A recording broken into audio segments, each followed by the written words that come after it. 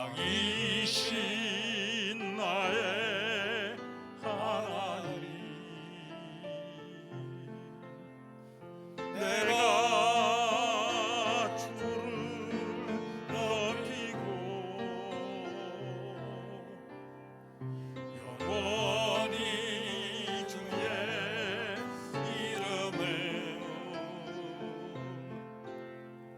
송축하리이다.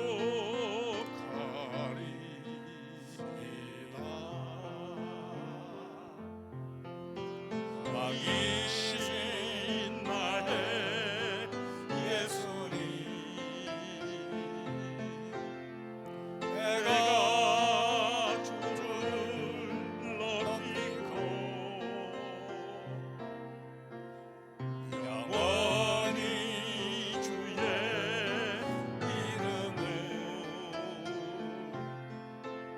송축하리이다.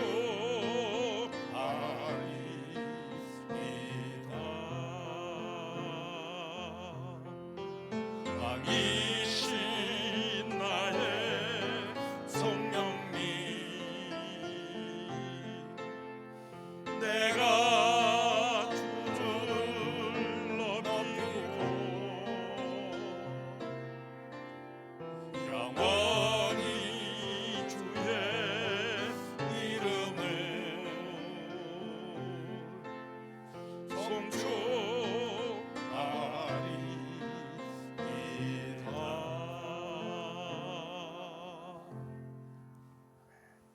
목사님 기도하시겠습니다.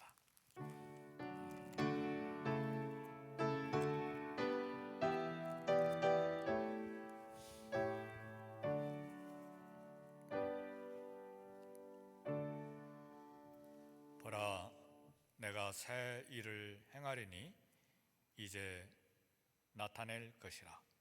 너희가 그것을 알지 못하겠느냐? 반드시 내가 광야의 길을 사막의 강을 내리니. 하나님 아버지, 지난 2020년도를 잘 걸어서 여기까지 오게 하시고 2021년도 새해 참 첫걸음을 하나님 앞에서 걷게 하시니 감사합니다. 이날 첫째 주일 2부 예배로 이렇게 하나님 앞에 성도들이 모여 예배하오니 우리 예배를 기뻐 받아 주시옵소서.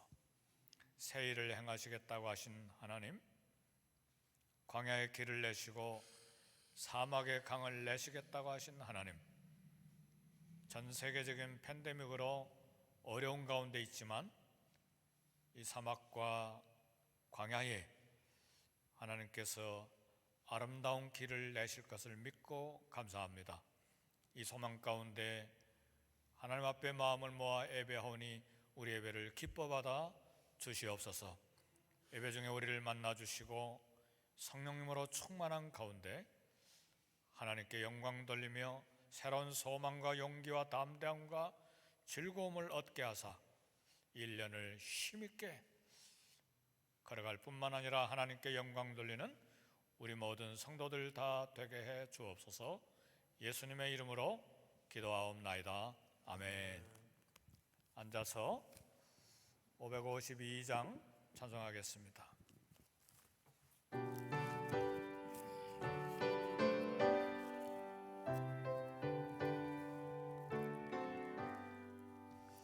아침에 가둬들 때 만물 신선하여라.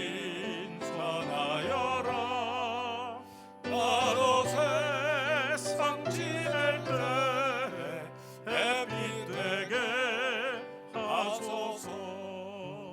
주여 나를 도우사 세월호 성안 커서 어두운 세상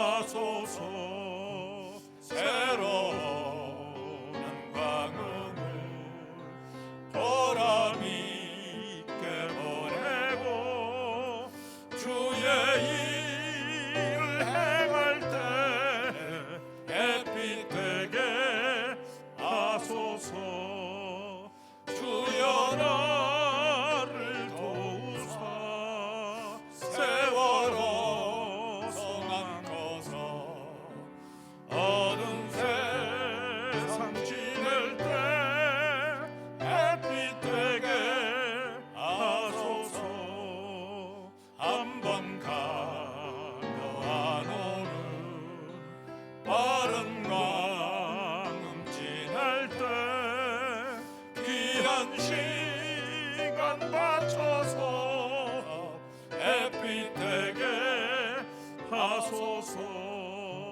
주여 나를 도우사 세월호 성안 꺼서 어두운 세상 지낼 때 햇빛 되게 하소서.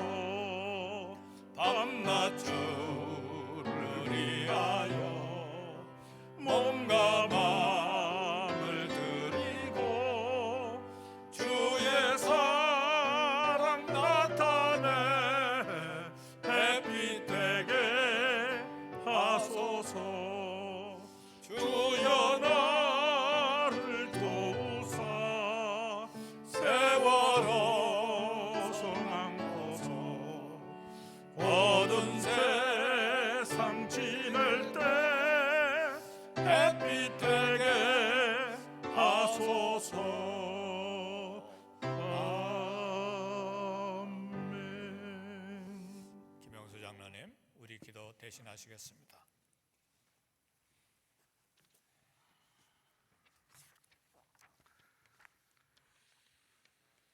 만물을 새롭게 하시고 우리의 생각과 마음을 새롭게 하시는 창조주 하나님 아버지, 2021년도 새해 첫 주일을 우리들에게 허락하신 주님께 감사와 영광을 올려드립니다. 보라, 이전 것은 지나가고 새 것이 되었도다 하신 주님, 이전의 무거운 마음 다 벗어버리고 이제 새 마음 새 다짐으로 주 앞에 나와 예배합니다. 우리들이 부족했던 마음 십자가의 보혈로 사함받고 이제 새 마음으로 예배하오니 주님이여, 우리들의 예배 받아 주시옵고 긍휼의 은혜를 우리들에게 내려 주옵소서. 올 한 해도 그리스도의 은혜가 우리 모두에게 항상 같이 하기를 소원합니다. 세상은 힘들고 어려울지라도 온전케 하시는 주님을 의지하여 나가기를 바라오니 성령이여, 올 한 해도 믿는 자들의 발걸음을 지켜주시고 은혜 안에 걸어가게 인도하여 주시옵소서. 시험에 들지 말게 하옵시고 다만 악에서 구원하여 주사 믿음의 향기를 세상에 전하는 성도들이 되도록 주의 백성들 축복하여 주옵소서. 올 한 해도 많은 일들이 우리 앞에 있는 줄 압니다. 무슨 일을 만나든지 담대한 믿음으로 이길 수 있도록 도와주옵시고 어떤 일을 만나더라도 주의 뜻을 먼저 헤아려 보는 성숙한 믿음을 갖게 하여 주옵소서.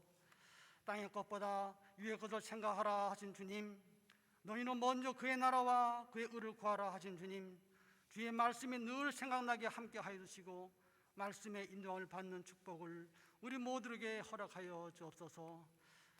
올 한 해도 세상은 여전히 악한 세력에 득세하며 온갖 제약이 우리를 유혹하며 괴롭히겠지만 십자가를 지고 가는 마음으로 주를 따라갈 수 있도록 성령이여 도와주옵소서. 하나님 아버지, 또한 주님께서 허락하신 사랑하는 교회, 주님의 이곳에 주의 은총이 충만하기를 소원합니다. 이곳에 주의 은혜가 넘치길 바랍니다. 육신이 치료받고 마음이 위로받고 영혼이 소생하는 영육간이 강건해지는 교회로 축복하여 주옵소서. 주의 영광만을 자랑하는 교회로 인도하여 주옵소서. 하나님 아버지, 세상은 팬데믹으로 혼란스러울지라도 주를 믿는 자들은 주를 의지하며 나아가오니 환난에서 우리들을 지켜주시고 우리를 보호하여 주실 줄 믿습니다. 오늘 한 해도 우리들의 삶 속에서 주의 역사를 보게 하여 주옵시고 느끼게 하여 주옵시고 깨닫게 하여 주시옵소서. 하나님이여, 또한 또 외로운 오지에서 말씀을 전하는 선교사님들을 주님이여 그들을 위로하여 주시고 성령의 능력으로 지켜주시옵소서. 올 한 해도 선교지 후원을 주의 능력으로 감당하는 교회가 되기를 원하오니 넉넉히 감당할 수 있는 능력을 우리들에게 베풀어 주시옵소서. 말씀을 들고 서지는 한 목사님을 올 한 해도 주의 능력으로 덮어주시옵소서. 주의 말씀을 대언하는 능력을 새롭게 하사 영혼을 소생케 하고 믿음을 새롭게 하는 구원의 종으로 사용하여 주옵소서. 모든 영광을 하나님 여호와께 드리며 우리를 새롭게 하시는 주 예수 그리스도의 이름으로 기도합니다.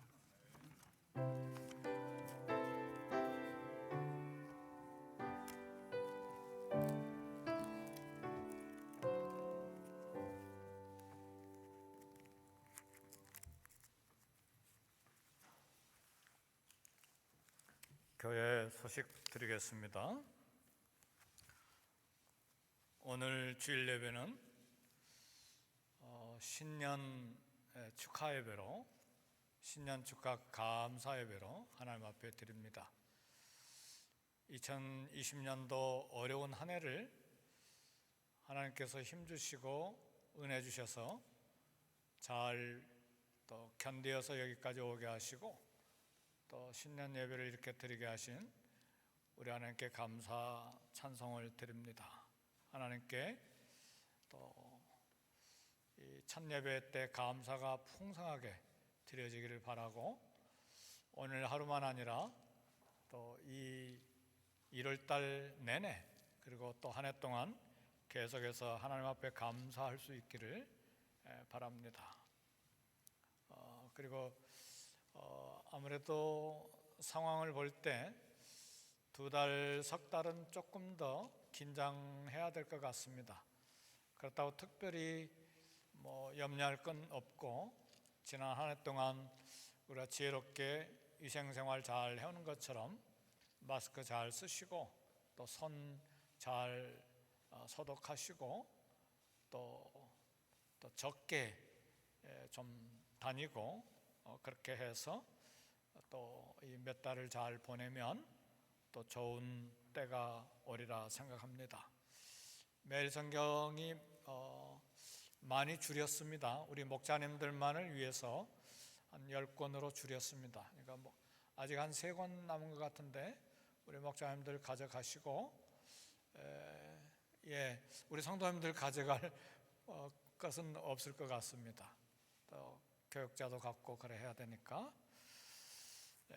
그리고 새해에 성경 통독이 시작이 됐을 텐데, 가능하면 많은 분들이 성경을 쓰면서 읽으실 수 있기를 바라고, 제가 알기에 여러분들이 성경을 쓰고 계시는데 지난해에 멈췄다면 이제 다시 힘을 얻어서 성경을 쓰면서 이 안에 경건 생활을 시작할 수 있기를 바랍니다. 그리고 아무래도 걱정이 되는 것이 선거지의 우리 선교사님들입니다. 제가 소속된 예장 합동 측 선교사님들이 전 세계 한 100여 나라에 2,700명이 파송되었는데, 엊그제 소식을 받아보니까 900명이나 본국에 들어와 있대요. 거의 3분의 1이 들어와 있는 거예요.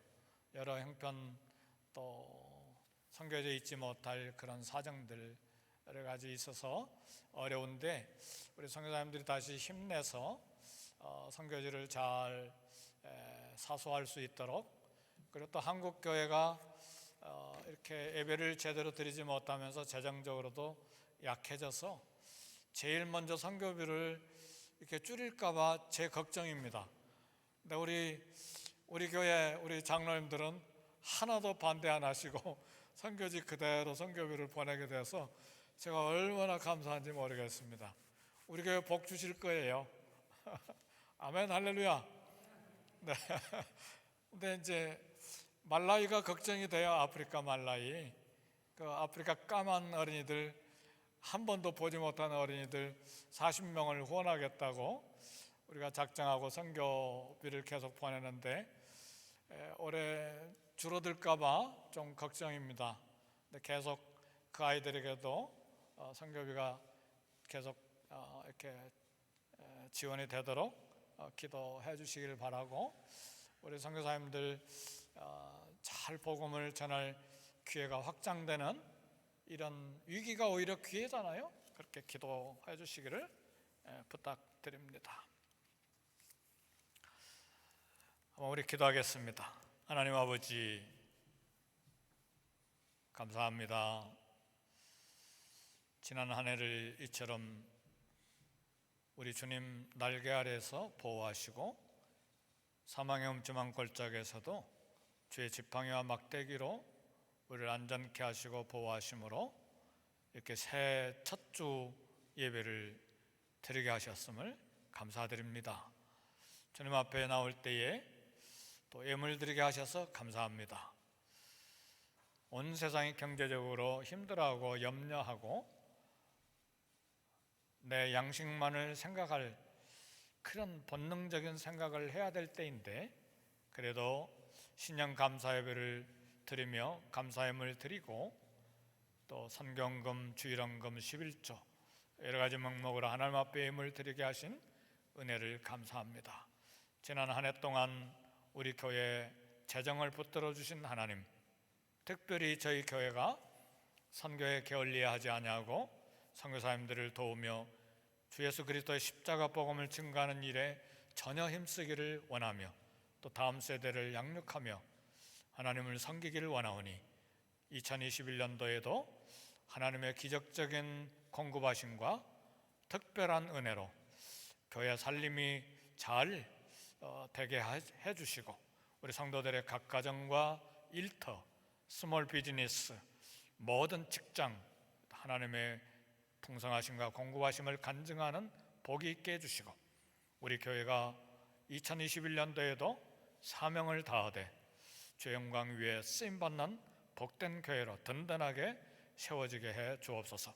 각 가정에 평안 주시고 건강으로 보호해 주시고 미국 이민 생활 하나님의 특별하신 은총을 간증하는 가정들이 다 되게 해주시고, 혹시라도 우리 교회 가운데 아픈 가정들이 있습니까? 아픈 형제 자매 식구들이 있습니까?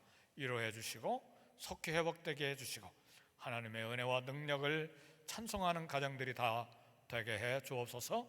예수님의 이름으로 축복 기도하옵나이다. 아멘. 하나님의 말씀 디모데전서 1장 11절 한 절만 보겠습니다. 디모데전서 1장 11절 한 절 제가 봉독해 드리겠습니다. 이 교훈은 내게 맡기신 바 복되신 하나님의 영광의 복음을 따름이니라. 아멘. 우리 성가대에서 준비한 찬양 우리 잠깐 함께 들으십시다. 영상 보고 감상하시라는 이야기가 아니고 함께 찬양하는 것입니다.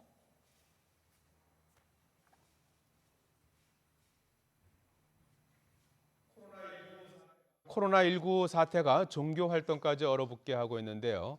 주일 예배를 인터넷으로만 드리는 교회가 늘고 있고, 코로나19 확진자가 다시 증가하자 교회에서의 성가대 활동을 금지하고 교회 용적의 25% 안에 최대 100명만 예배에 참석할 수 있도록 하는 새로운 지침을 발표했습니다. 지난 2020년 한 해 동안 우리는 전염병의 상황을 경험했고 경험해 가고 있습니다. 무엇 하나 우리 손으로 해결할 수 없는 우리의 한계와 무능을 느낍니다. 모든 활동이 중단되고 자택에 머물고, 그러나 하나님은 우리의 이 시간들을 결코 낭비하지 않으십니다.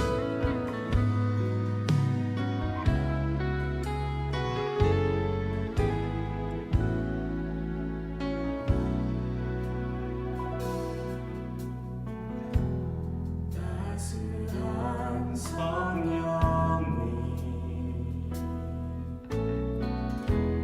마음으로 보내 내 몸을 감싸며 주어지는 평안함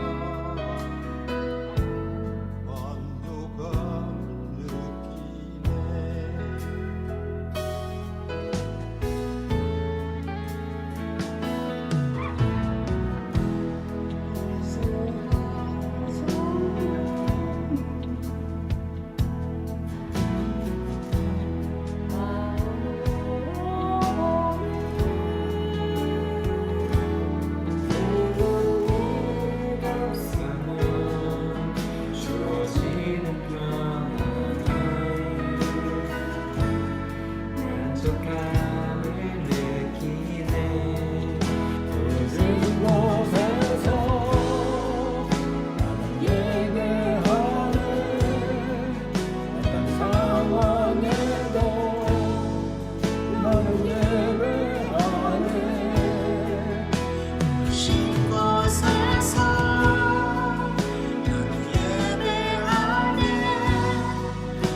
상황에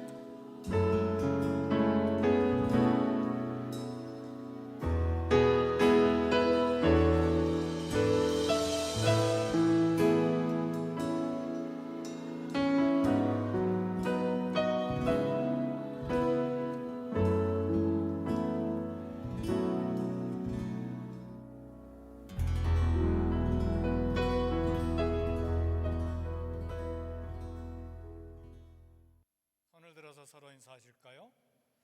반갑습니다. 네.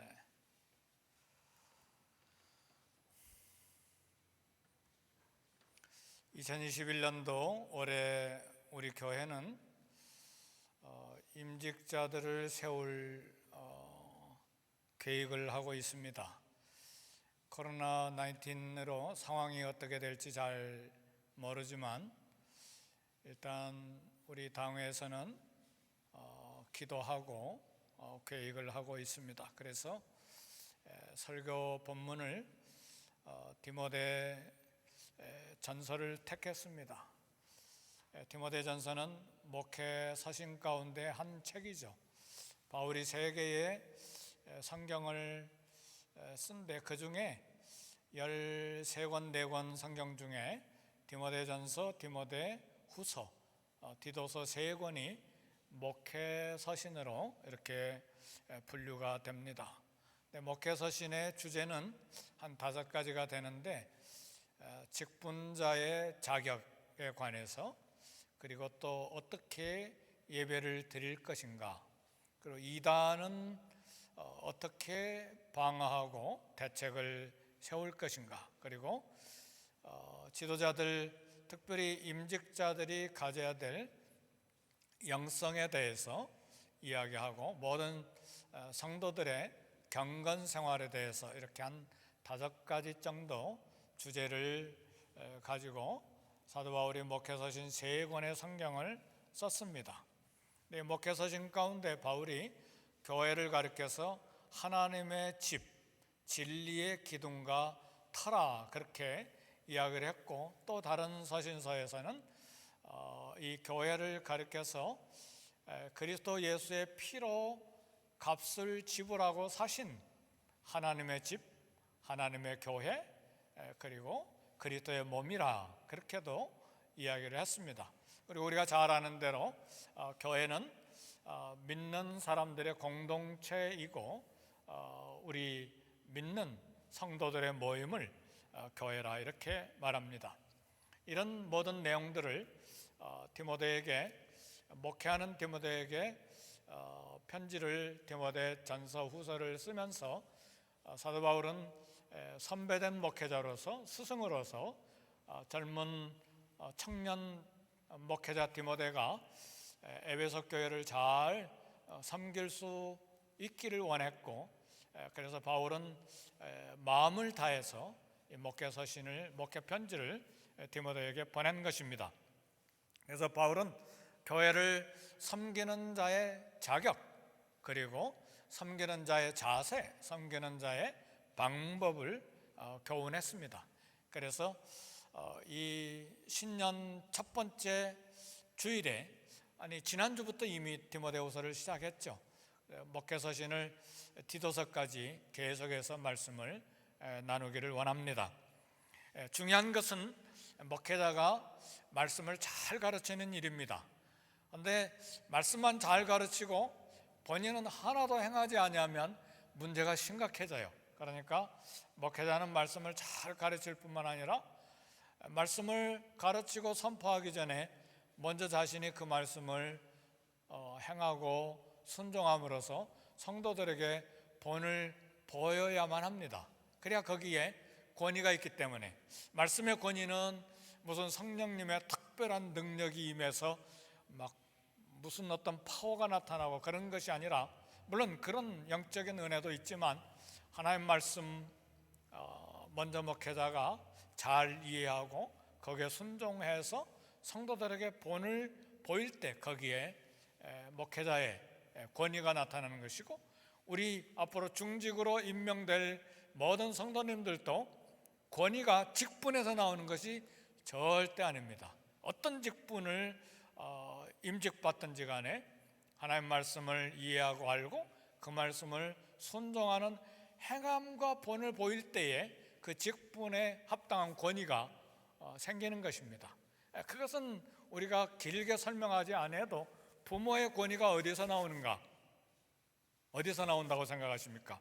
물론 원천적으로 하나님께서 부모에게 부모된 권위를 주셨지만, 그러나 부모가 말씀대로 또 올바른 행실을 자녀들에게 보일 때에 거기에 부모의 권위가 생기는 것입니다. 그래서 일본의 속담에 우리가 아는 대로 자식들은 아버지의 등을 보고 자란다, 그런 일본 속담이 있잖아요. 그 말은 무슨 말입니까? 아버지가 잘 본을 보이고 행할 때에 자식들에게 권위가 서고 그 다음에 본이 되기 때문에 교육을 받을 수가 있다, 그런 말이죠.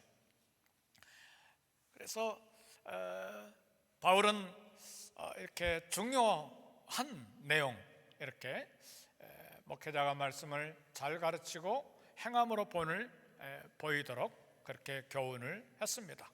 목회자가 정말 잘 알고 이해하고 가르쳐야 될 핵심의 교훈은 복음에 관한 내용입니다. 그래서 오늘은 복음에 관한 말씀을 나누기를 원합니다.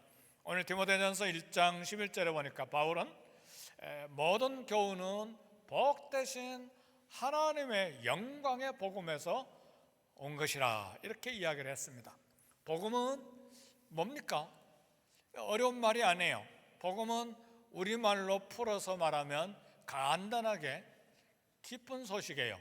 복음이 뭐라고요? 기쁜 소식. 뭐 헬라어의 유앙겔리온, 그거 헬라어 해석할 필요가 없어요. 우리말 그대로 기쁜 소식이 복음입니다. 오늘 기쁜 소식에는 몇 가지가 있어요.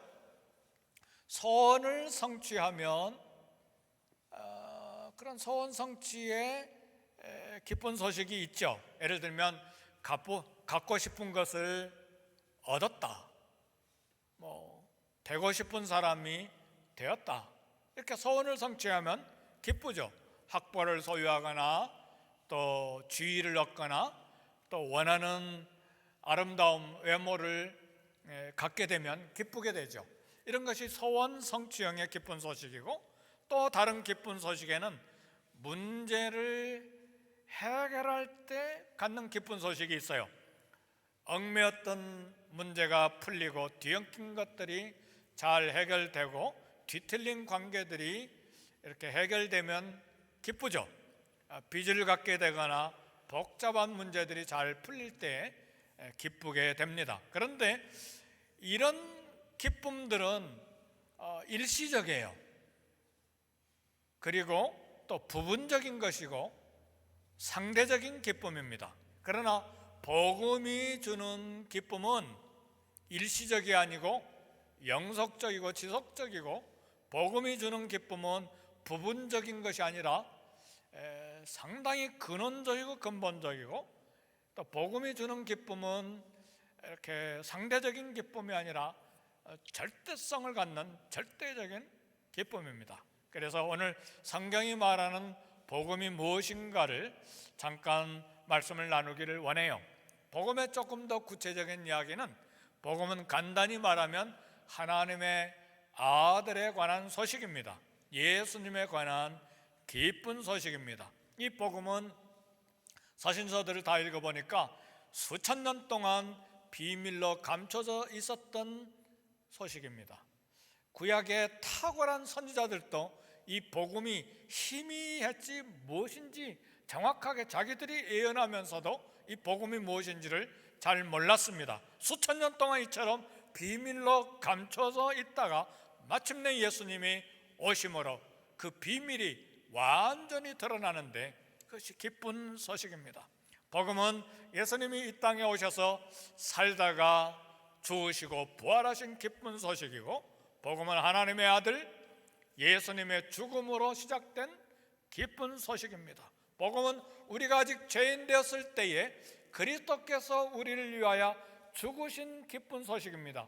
우리가 아직 죄인 되었을 때라는 말은 우리가 아직 회개하기도 전에, 우리가 아직 예수님을 믿기도 전에, 우리가 아직 전혀 선한 일을 행하기도 전에, 크리스찬이 아니었을 때에, 우리가 아직 죄인 됐을 때에 그리스도께서 우리를 위하여 죽으신 기쁜 소식이고, 또 이렇게 그리스도께서 우리를 위하여 죽으심으로 하나님께서 우리를 위해서 죽으신 그 사건을 통해서 하나님의 사랑을 확실하게 드러낸 기쁜 소식이 바로 복음입니다. 근데 바울은 오늘 본문에서 이 복음을 하나님의 영광의 복음이라고 소개를 했습니다. 사랑하는 성도 여러분, 영광이 뭡니까?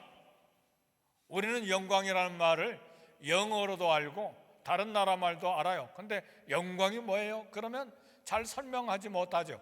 영광이라고 하는 본래 뜻은 아무데나 영광이라는 말을 쓰는 것이 아니라 하나님의 임재하심, 하나님이 임하신 곳에 나타난 초자연적인 찬란한 빛을 영광이라고 말합니다. 따라서 그리스도의 복음에서 하나님의 초자연적인 찬란한 빛이 나옵니다. 그 복음의 찬란한 빛은 무엇이냐? 하나님의 사랑입니다. 하나님의 복음의 찬란한 빛은 어떤 능력이나 어떤 기적에서 나오는 것이 아닙니다.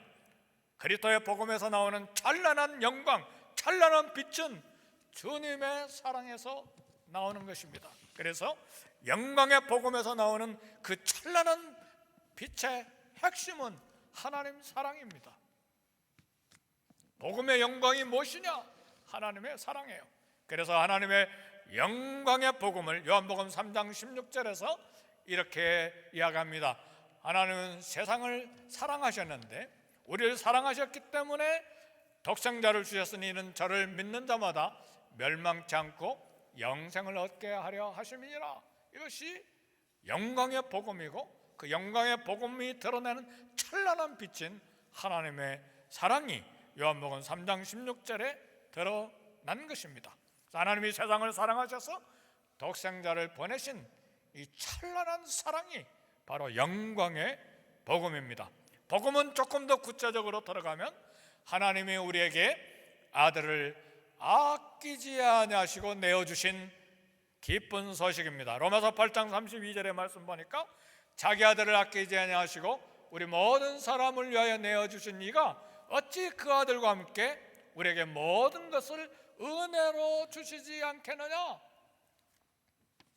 복음은 하나님께서 우리에게 주실 수 있는 최고의 것을 주신 소식입니다. 하나님은 우리에게 긍휼을 베풀어 주시기를 기뻐하시고 선물을 주시기를 기뻐하십니다. 하나님 우리가 선물을 받는 것을 보시고 정말 즐거워하시는데 그 선물의 핵심 내용이 무엇입니까? 아들입니다. 하나님 우리를 사랑하시되 잠잠히 사랑하시고 우리로 말미암아 즐거이 노래하시는 분이세요. 스바냐 3장 17절 유명한 말씀이죠. 하나님 우리를 잠잠히 사랑하시다니요. 이게 무슨 말인가? 제가 인생을 논할 자격이 없었을 때는 이 말씀 잘 해석을 못했어요. 그런데 인생을 논할 자격이 생긴 다음에 이 말씀 주석 보지 않고도 이해가 되고 해석이 돼요. 손주를 생각하니까 큰 소리 내지도 않는데 잠잠히 사랑하는 마음이 가슴에서 생겨나와요. 보고 싶기도 하고 하루라도 동영상 안 보내면 섭섭하고 왜 온 소식 없어? 잠잠히 사랑하는 마음이 생기는데 하나님이 저와 여러분들을 사랑하시는데 이처럼 잠잠히 사랑하시고 또 그것 때문에 즐겁게 하나님이 노래를 부르세요. 뭐 때문에 하나님이 노래를 부르시느냐? 오늘 예수 그리스도를 믿는 저와 여러분들 때문에 노래하신다는 사실을 아셔야 돼요. 그래서 스바냐 3장 17절은 외우면서 묵상하는데 큰 은혜를 받습니다. 사랑하는 성도 여러분, 저와 여러분 때문에 하나님이 지금도 노래하신다는 것을 믿으시기를 주의 이름으로 축복합니다. 인생을 논할 자격이 생길 때 이거 설교 듣지 않아도 조금 더 이해하기가 쉽습니다. 하나님은 아들을 주셨는데 어찌 모든 것을 주시지 않겠느냐고 하셨어요. 최고의 선물인 아들을 주셨기 때문에 다른 모든 것을 아끼시겠느냐? 아끼지 않고 다 주신다는 말이에요. 최대의 독생자 아들을 주셨는데 이미 이것을 아낌없이 주셨는데 다른 무엇을 아끼시겠느냐? 아끼지 않고 은혜로 주시겠다는 말씀, 조금 확대하면 우리에게 필요한 모든 것을 다 주시겠다는 말씀이기도 하지만 오늘 본문의 정확한 뜻은 우리가 예수 그리스도를 닮아가고 하나님 영광을 드러내고 찬란한 사랑의 빛을 드러내는 일에 필요한 하늘의 은혜를 아낌없이 다 주시겠다는 말씀입니다. 할렐루야. 하늘의 신령한 복을 우리에게 다 주시겠다고 하는 말씀이에요. 절대로 아끼지 아니하시고 예수 그리스도께서 우리를 위하여 죽으심으로 그래서 우리에 대한 자기의 사랑을 확증하셨다는 말은 확실하게 증거로 드러내셨다는 말씀입니다. 이런 사랑을 누가 받을 수 있느냐? 복음의 범위는요, 한국 사람만 복음을 받을 자격이 있는 게 절대 아닙니다. 미국 사람만 복음의 복을 받을 수 있는 자격이 있는 것이 아닙니다. 세상 모든 사람이에요. 노예들도, 천민들도, 혼혈인도, 흑인도, 북한도, 백인도 모든 사람들이 예수 그리스도 안에서 이 찬란한 영광에 비친 그리스도의 사랑, 하나님의 사랑을 받을 자격들이 있습니다.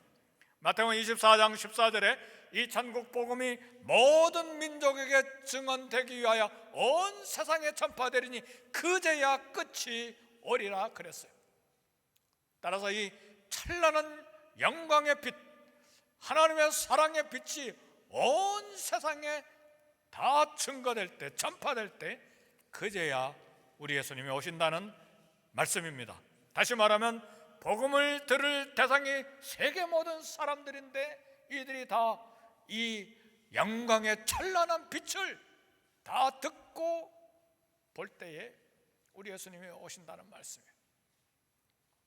이런 팬데믹 상황을 우리가 겪으면서 우리 주님이 훨씬 가까이 오셨다는 것을 느낍니다. 지금 21세기 초인데 21세기 동안에, 아니 그 전에도 수천 년 동안에 전 세계가 이처럼 전 세계적인 팬데믹을 경험해 본 적이 없습니다. 대륙별로는 전염병을 경험했어요. 그런데 5대양 6대주가 이렇게 동시에 경험한 적은 없습니다. 특별한 일이에요. 이때 우리는 우리 주님이 가까이 오실 때가 됐다는 것을 알고 하늘에 더 소망을 두고 하나님께 집중하실 수 있기를 바랍니다.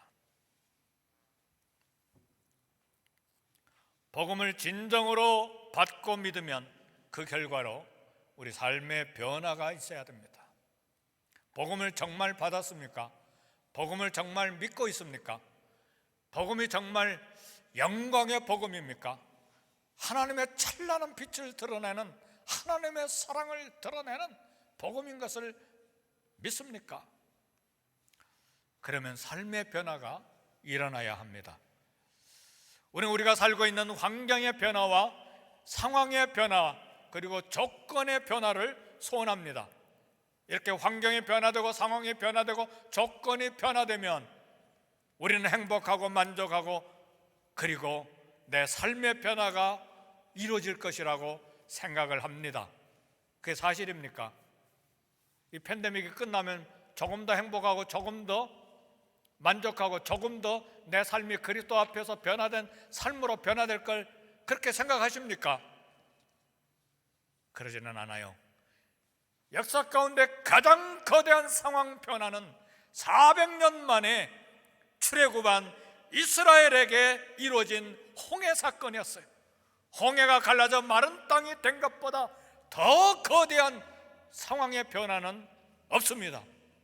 하나님은 이스라엘에게 홍해가 갈라짐으로 상황과 조건을 완벽하게 바꿔주셨어요. 그들이 변화됐습니까? 변화되지 않았어요. 광야 40년 동안에 불평하고 원망하다가 광야에서 모두 다 뼈를 묻고 말았습니다. 우리가 진실하게 알아야 될 것은 기적이라고 하는 상황이 사람을 바꾸는 것이 아닙니다. 예수님이 이 땅에 계실 때 사람들이 수많은 기적을 체험했습니다. 죽은 사람이 살아나고 보리떡 5개 가지고 5,000명이 넘게 먹고 12광주리를 거두고 맹인이 눈을 보고 벙어리 혀가 노래하고 안전뱅이가 걷고 뛰고 노래하고 귀신들이 쫓겨나며 얼마나 거대한 상상을 초월한 기적들이 많이 일어났습니까? 그것을 본 사람들의 삶이 변화됐습니까? 아니요. 그 기적을 통한 상황 변화가 그들에게 진정한 변화를 주지 못했어요. 오히려 오히려 예수님이 바로 그들의 손에 의해서 십자가에 죽으셨다는 사실을 우리는 알아야 돼요. 사람들은 애굽 노예 생활에서 벗어나면 삶이 변화되리라, 기적으로 홍해만 건너가면 내 삶이 변화되리라, 그렇게 살리라, 떡과 고기를 먹고 배고픔을 해결하면 변화된 삶을 살리라. 맞습니까? 그렇게 됩니까? 아니요. 기적을 통한 상황 변화는 사람에게 진정한 변화를 주지 못합니다. 인간의 마음 중심 변화는 상황 변화, 조건 변화로 이루어지지 않습니다. 십자가 복음과 성령님을 통해서만 인간 존재의 진정한 변화가 일어납니다. 그래서 우리는 복음을 들어야 합니다. 사랑하는 성도 여러분, 복음은 공부하라고 주신 것이 아닙니다. 복음은 믿고 순종하고 따르라고 주신 기쁜 소식입니다. 우리가 믿고 따라야 될 복음의 중요한 내용이 뭡니까? 갈라디아서 2장 20절 보니까 내가 그리스도와 함께 십자가에 못 박혔나니 그런즉 이제는 내가 사는 것이 아니요 오직 내 안에 그리스도께서 사시는 것이라. 그러니까 내가 그리스도와 함께 십자가에 못 박혔으면 이제는 내가 사는 것이 아니라 내 안에서 그리스도께서 사시는 것입니다. 그래서 이제는 나는 내가 나를 살아가는 것이 아니라 나는 하나님의 아들을 믿는 믿음을 따라 사는 것입니다. 그리스도가 사는 길을 따라 내가 따라서 사는 것이 내 안에 그리스도께서 사시는 것이라는 진정한 뜻입니다. 여기에 복음을 믿고 복음을 따라서 사는 방법 3가지를 말씀드립니다. 로마서 6장 10절에서 11절 보니까 너희 자신을 죄에 대하여는 죽은 자요 그리스도 예수 안에서 하나님께 대하여는 살아있는 자로 여길지어다 그랬어요. 첫 번째는 우리가 여기는 거예요. 뭘 여기는가? 나는 죄에 대해서는 죽은 자로 여기는 것입니다. 성도 여러분, 죽은 시체는 유혹에 대해서 반응하지 않습니다. 죽은 시체는 자존심에 대해서 반응하지 않습니다. 죽은 시체는 물질에 욕심내거나 명예에 욕심내거나 분노하지 않습니다. 죄에 대해서는 죽은 자로 여길지어다. 이게 복음을 따라 사는 방법입니다. 하나님께 대하여는 살아있는 자로 여길지어다. 하나님 말씀에 대해서는 생생하게 살아있을 뿐만 아니라 조금 더 다른 뜻을 해석하면 하나님께 대하여는 새것이 된 자로 여기는 것입니다. 새것이 된 것을 믿으십니까? 새것은요, 새롭게 사는 것입니다. 제가 어렸을 때를 기억하는데 어렸을 때에 설날이 되면 정말 기다려지는 것이 있어요. 어머니가 1년에 한 번 12km나 되는 그 장이 서는 곳에 가셔서 1년에 한 번 새 옷을 사오세요. 근데 그 새 옷을 입고는요 절대로 밖에 나가서 흙장난 하지 않습니다. 그 새 옷이 너무나 좋기 때문에 1년에 한 번 받은 이 새 옷 한 달, 2달 얼마나 아끼는지 몰라요. 학교 갔다 와서는 또 벗어놓고. 예수 그리스도 안에서 하나님께 대하여는 살아있는 자로 여길지어다. 그리스도 안에 있으면 새로운 피조물이라. 이전 것은 지나갔으니 보라 새 것이 되었도다. 하나님께 대하여 살아있는 자로 여길지어다. 이것이 복음을 따라 사는 방법인데 그렇게 여기는 거예요. 새 것이 된 것으로 여기는 것입니다. 두 번째는 드리는 것입니다. 로마서 6장 13절에 보니까 너희 지체를 불의의 무기로 죄에게 내주지 말고 의의 무기로 하나님께 드려라. 이게 복음을 따라 사는 방법이에요. 무엇을 하나님께 드리는가? 물질 드리고 명예를 드리고 자존심을 드리고 내 재능을 드리고 정보를 드리고 지식을 드리고 직장을 드리고 그것 이전에 그것 드릴 생각하기 전에 내 자신을 드리는 거예요. 내 삶을 내 인생 전체를 드릴 때 그것은 자연스럽게 따라오는 것이죠.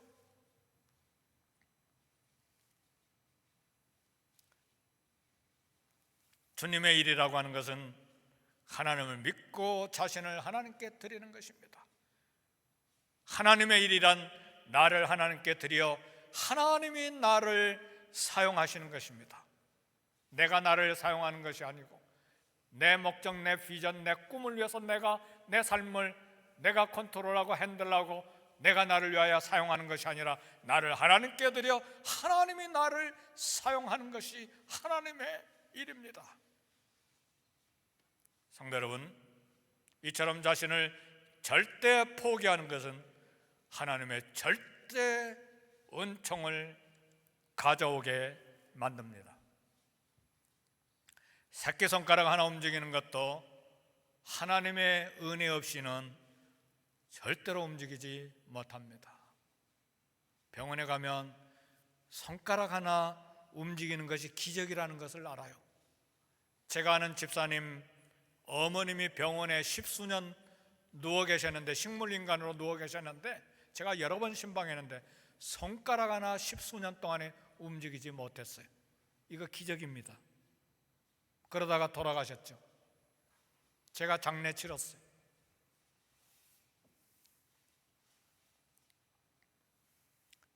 그러나 하나님의 은혜가 있으면 아프리카 대륙도 움직일 수 있어요. 하나님께 나를 드릴 때 하나님은 나를 절대 은총을 위해서 사용하십니다. 성도 여러분, 계산 잘 하시죠? 이거 계산해 보세요. 하나님께 나를 드릴 때 하나님은 나를 절대 은총을 위해 사용하십니다. 아프리카 대륙도 움직이세요. 따라서 믿음의 근거는 내가 아니라 하나님이세요. 믿음은 결단의 연속이에요. 아무리 위험한 상황이고 아무리 척박한 땅이고 환경과 시간 속에 있다 할지라도 믿음은 복음을 따라 사는 삶은 나를 하나님께 드리는 것입니다. 비록 그런 상황 속에서 나를 드림으로 내가 희생한다 할지라도 그것은 영광의 복음을 위한 삶으로 하나님께서 계산해 주시는 것입니다. 그래서 믿음은 계속해서 결단하는 거예요. 결단의 연속이에요. 마지막 하나 더는 복음을 따라 사는 영광의 복음, 찬란한 하나님의 사랑, 영광을 드러내는 복음을 따라 사는 삶은 계속 하나님을 신뢰하는 것입니다. 크고 작은 모든 일에 하나님을 계속 신뢰하는 믿음이 오늘 저와 여러분들에게 필요합니다. 성도 여러분, 큰 전쟁인 여리고성 전쟁만 신뢰하는 것이 아니라 작은 성 아이성 전쟁에도 계속 신뢰해야 돼요.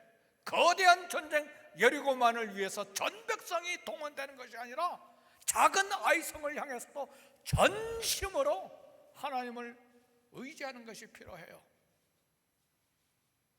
왜요? 우리는 하나님 은혜가 없으면 손가락 하나도 움직일 수 없는 한계된 미약한 존재이기 때문에 나의 최선을 의지하면 실패합니다. 성실함으로 최선을 다하되 그러나 작은 것 하나라도 하나님을 의지해야 합니다. 계속해서 주님을 신뢰하는 믿음이 우리에게 필요합니다. 그래서요, 우리가 성공할 때가 가장 위험한 순간이에요. 내 영광이 드러나기 때문에, 그리고 그때부터 나를 신뢰하기 때문에. 그러나 가장 연약함을 깨달을 때가 가장 안전할 때입니다. 왜요? 하나님을 강하게 의존하기 때문에. 영광의 복음은 주님의 찬란한 사랑의 빛을 온 세상에 선포하는 일입니다. 영광의 복음을 위해서 2021년도에 자신을 하나님께 드려서 쓰임받는 저와 여러분이 되시기를 주의 이름으로 축복합니다. 아멘. 우리 말씀 생각하시면서 잠깐 기도하시겠습니다. 하나님 아버지,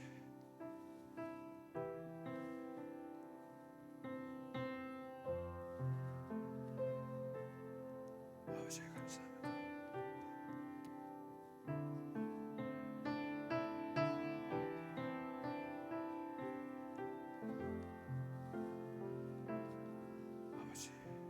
주옵소서.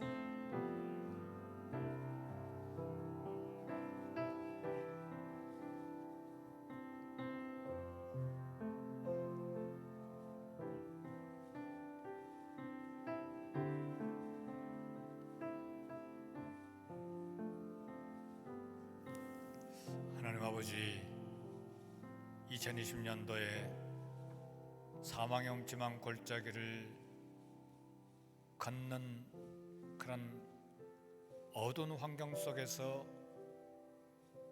긴장하고 갈등하고 두려워했지만 사망의 음침한 골짜기 안에 놀랍게도 주의 지팡이가 막대기가 있음을 보고 경험하고 만지고 그리고 그 놀라운 능력을 저희들이 깨달았습니다.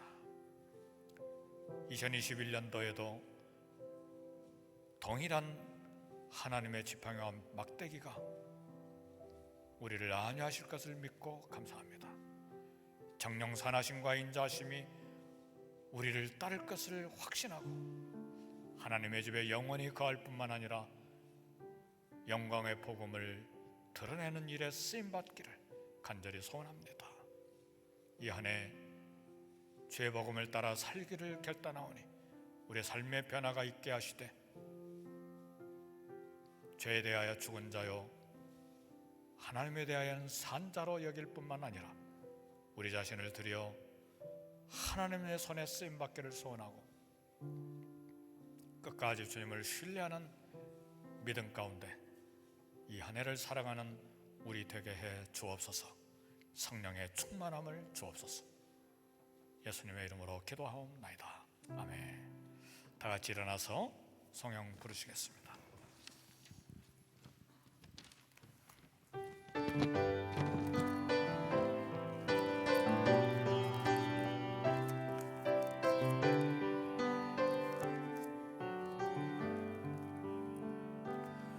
여기에 모인 우리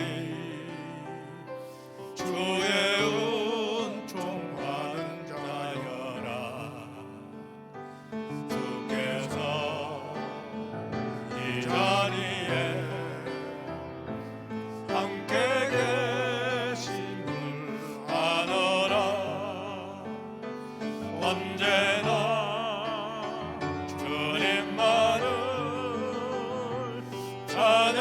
찬양하며 따라가리니 시험을 당할 때도 함께 계심을 믿노라. 이 믿음 더욱 굳세라. 주가 지켜주신다.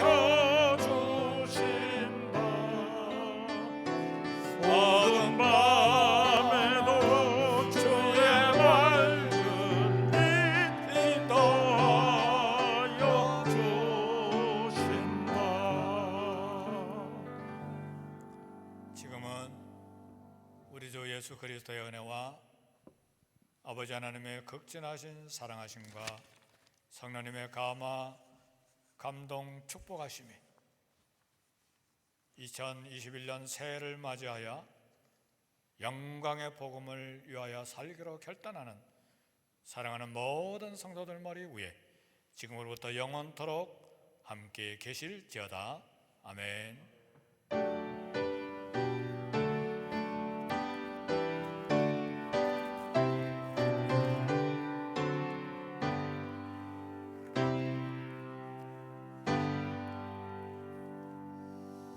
우리 손을 들어서 인사하십시다. 새해 복 많이 받으세요. 네, 우리 권사님들 앉은 자리 소독해 주시고요.